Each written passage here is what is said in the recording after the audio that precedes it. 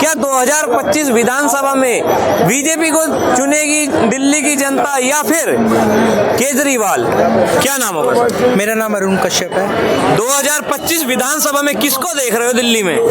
देखो मैं तो अगर मैं अपना ओपिनियन बताऊं, अपना ओपिनियन बता रहा हूं, मैं सबका नहीं बता रहा। मैं जाना चाहूंगा इस बार बीजेपी की तरफ। बीजेपी की तरफ? हाँ, मैं एक बार उनको चांस देना चाहूंगा क्योंकि देख लिया 2 बार हमने केजरीवाल को क्या किया, उन्होंने क्या अच्छा नहीं किया, क्या इंप्रूवमेंट करी। ये नहीं कह रहा कि उन्होंने कुछ नहीं किया, उन्होंने भी बहुत अच्छा चीज किया है। बट हम चाहते हैं इस बार बीजेपी को थोड़ा सपोर्ट करना, उनको एक बार चांस देना। क्या पता वो ऐसी चीज चेंजेस कर सके वो केजरीवाल नहीं कर पाए। क्या अरविंद केजरीवाल के काम काजों से दिल्ली की जनता खुश नहीं है क्या? खुश तो बहुत है, जब भी तो 2 बार ही जीती है वो। अच्छा, और क्या, अगर नहीं मिलती तो उनको चांस नहीं मिलता। बट वही बात है ना कि आपने 80% काम अच्छा किया, 20% नहीं किया। लोग क्या देखते हैं, उस 20% क्यों बताते हैं भाई उसने वो काम अच्छा नहीं किया, है ना, उसको नहीं देखते भाई वो ने 80% एफर्ट्स कितने लगाए थे। तो यही चीज है। जो अरविंद केजरीवाल पे लगातार घोटालों के आरोप लगते हैं, क्या आपको लगता है ऐसा है? बिल्कुल भी नहीं, हो भी सकते हैं मगर मेरा अपना ओपिनियन बता रहा हूँ कि नहीं हो सकते। क्योंकि देखो ऐसा भी होता है, लोग फंसाने में ज्यादा वो रखते हैं क्योंकि पॉलिटिकल पावर ऐसी चीज है ना।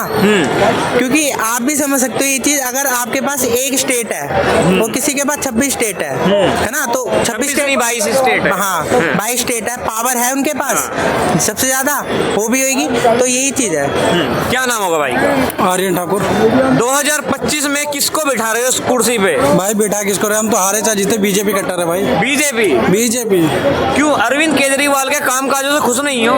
खुश क्या भाई, उनके कामों से तो लेडीज ही खुश हो सकते हैं यार, क्योंकि बसें फ्री है, सब कुछ फ्री है। अच्छा बस। अरे मैं करो यार, 2 रुपए महंगा कर दो किराया, लेकिन सुधार तो करो। हाँ। तो बस वही है यार। क्या नाम होगा सर का? संतोष यादव।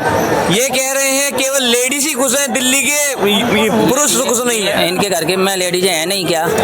बिल्कुल है भाई, 10 रुपए का लेडीज के बच्चे का घर का नहीं बचेगा, कमाने वाले का नहीं बचेगा। हाँ, कमाने वाले का पैसा नहीं बचेगा। अरे कमाने वालों का पैसा देख लो या तो फिर भाई दिल्ली देख लो। वो पता नहीं है कि विधायक खरीदे जाते हैं, बैंड बजाया जाता है तो यार और डेली एक मर्डर हो रहा है, ये पुलिस का ये नहीं दिखाई देता है। किस आधार पे आप किस आधार किसी को गाली? जो मर्डर हो रहे हैं वो दिल्ली में ही तो हो रहे हैं। दिल्ली से बाहर आप यूपी चले जाओ। दिल्ली से बाहर क्यों नहीं हो? नहीं, दिल्ली पुलिस किसके अंडर में है? अरे मेरे को ये तो बताओ, दिल्ली से केंद्र के अंडर में है कि केजरीवाल के अंडर में? नहीं, सीसीटीवी कैमरे लगाए हैं केजरीवाल है, उनसे कुछ फर्क तो पड़ना चाहिए। तो उस पर एक्शन ही नहीं होगा तो फर्क क्या पड़ेगा?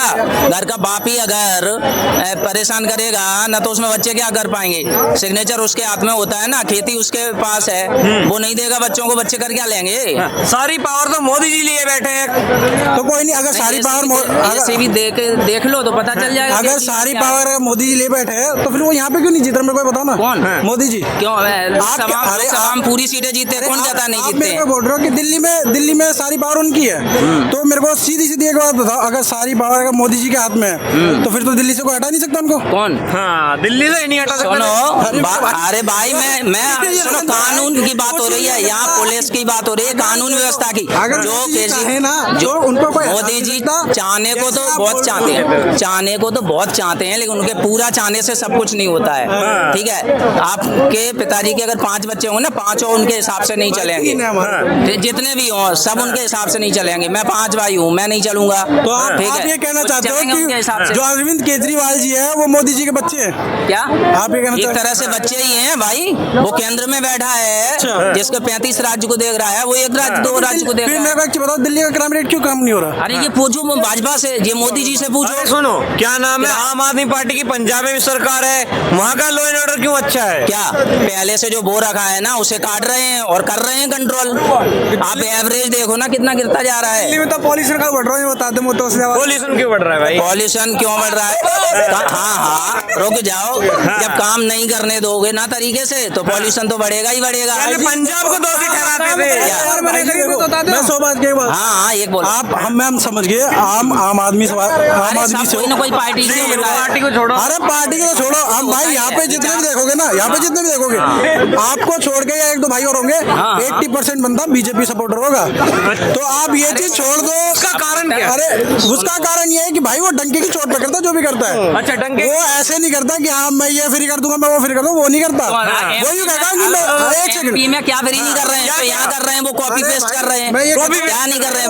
पैसा महंगा देगा ना तो भाई साहब 1000 चीजें आगे बढ़ा देगा कौन? मोदी जी। और देख लो कितनी बढ़ा रखी है। हाँ, बेरोजगारी बढ़ा रखी है, बिल्कुल पेट्रोल बढ़ा रखी पहले है। 12% बेरोजगारी दर थी भैया। इधर बात करो, इधर बात करो। सहमत है। 2014 में जब मनमोहन सिंह कुर्सी छोड़ के गए थे, जब 12% महंगाई दर था, और अब 6% है। महंगाई घटी है, बढ़ी कहाँ तो है? भाई साहब ये बेरोजगार बेकार में घूम रहे हैं। जी आप ये जो बोल है ना, आंकड़े देखो ना। नहीं, इसे आप- बेरोजगारी भाई उनकी बड़ी जो काम नहीं करना चाहते। हाँ। जो काम करने वाला पढ़ा लिखा है उसके लिए रोजगार की कमी नहीं है। बताइए, मैं 4-6 क्वेश्चन पूछता हूँ, अगर जवाब तो मैं रोजगार दिलाता हूँ। हाँ, क्वेश्चन के जवाब हाँ, बताइए। बोलो, बोलो। रोजगार मिल जाएगा।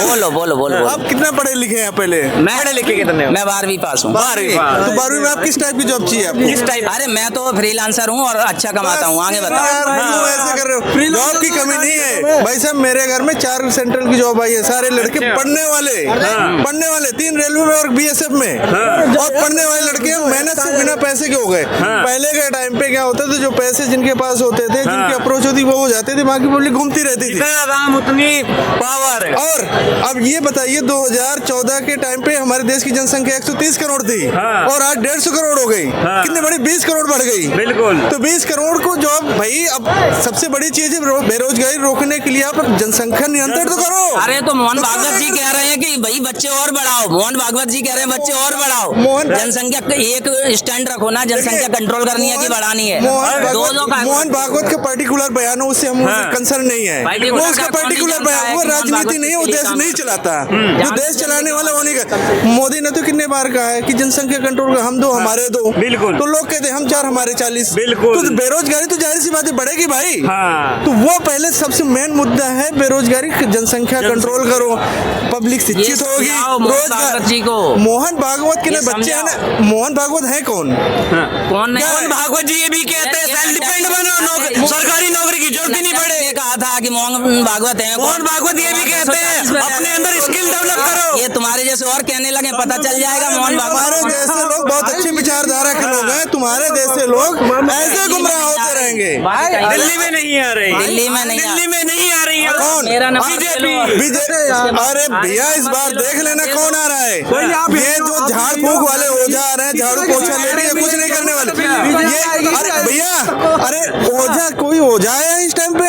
अवध ओझा IAS की पढ़ाई कराते थे। अवध ओझा क्या नजर लग गई आम आदमी पार्टी को? झाड़ फूक करानी है भैया। ओझा है पूंजीवादी ग्रुप का नेता, पूंजीवादी कंसर्न की सोच के रखने वाला। उसने अपने लेक्चर में ये बोला, उसने ये बोला कि अगर आपको पैसे कमाने तो राजनीति ज्वाइन कर लो।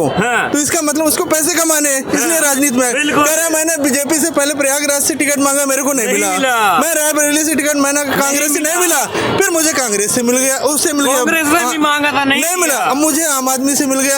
इसका मतलब वो शिक्षा के साथ साथ पैसा कमाना चाहता है। शिक्षा तो बैक साइड में है, बाकी वो पैसे कमाने की सोच लेके आए हैं। और पैसे कमाने का सबसे बढ़िया जरिया आपको आम आदमी में केजरीवाल ने नमूना पेश कर दिया है। तो इसका भाई चुप हो गया। क्या अवध ओझा के आने से दिल्ली की शिक्षा में रफ्तार दौड़ेगी?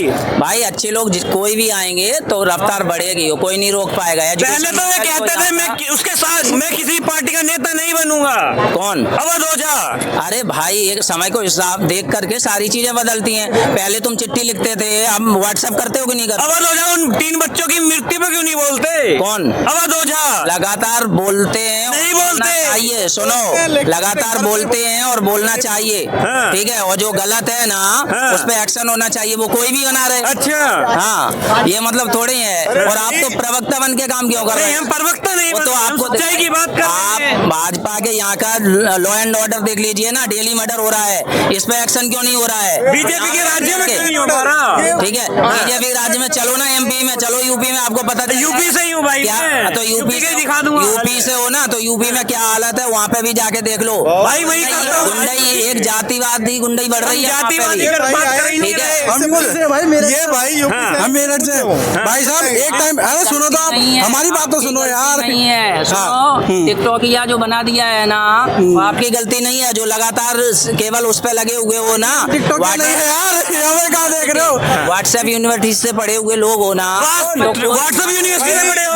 मेरा फोन ले लो यार। ये व्हाट्सएप यूनिवर्सिटी के हैं और ये वेद पुराणों के पढ़े हुए हैं, 4-6 श्लोक आप इनसे सुन सकते हो। भाई मैं भैया भाई जाहिर सी बात है, देश और प्रशासन लुंज पुंज नहीं चलता है, इसके लिए ठोक ठड़ा के शासन प्रशासन चलता है। इसका नमूना आपने योगी आदित्यनाथ जो अपराधी को अपराध की सजा मिलेगी और जो कानून के दायरे में नहीं काम करेगा उसको सीधे ऊपर की सैर करनी पड़ेगी। यूपी में जो जिस तरह होता है, यूपी में होता है क्योंकि वो ईमानदार नेता है, अच्छा वो काम करने वाला। उसने बहुत सारे एग्जांपल सेट करके देखे। देखो आपने उसने शिक्षा का स्तर बढ़ा दिया, एम्स से हर जिले में लगभग सारी जगह हो गए, और कोई भी अपराधी पहले के टाइम पे पत्रकार महोदय अगर एक क्वेश्चन पूछ लेते थे तो आजम खां उनको दूसरे दिन नेक्स्ट डे जेल पे। लेकिन अभिव्यक्ति की आजादी नहीं थी। आज देख लो, आप पत्रकार हो या कोई भी अपने दिल की बात कह सकता है। सोशल मीडिया पे आप देखिए सारे वीडियो पड़े रहते, कौन नहीं बोलने वाला। लेकिन उस टाइम पे अगर एक नेता के ऊपर आप कमेंट कर दो, सीधे आपको जेल